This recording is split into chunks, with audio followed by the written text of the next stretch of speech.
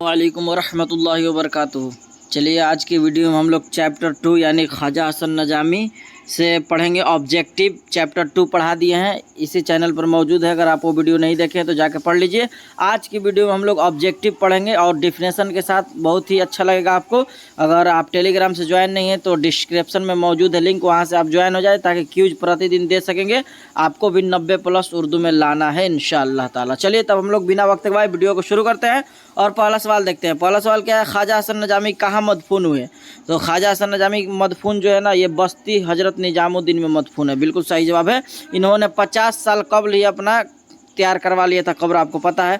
ख्वाजा हसन नजामी के वालिद का नाम क्या रखा था? यानी वालिद ने उनका नाम कासिम अली रखा था, सिंपल सा है। और उल्लमा इकबाल क्या पुकारते थे? ख्वाजा हसन नजामी।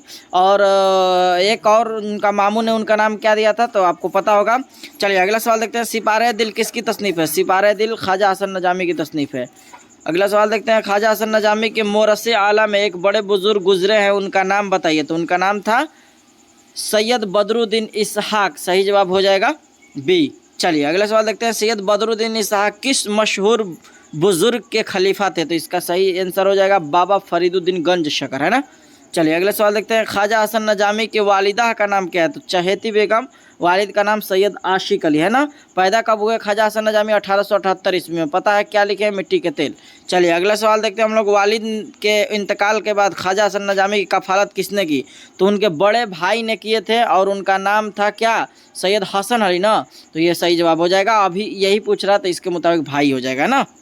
चलिए अगला सवाल देखते हैं हम लोग। अगला सवाल है, जिस बड़े भाई ने ख्वाजा हसन नजामी की कफालत की उनका नाम बताइए। तो आ ही गया, तो सैयद हसन अली। सही जवाब सी हो जाएगा।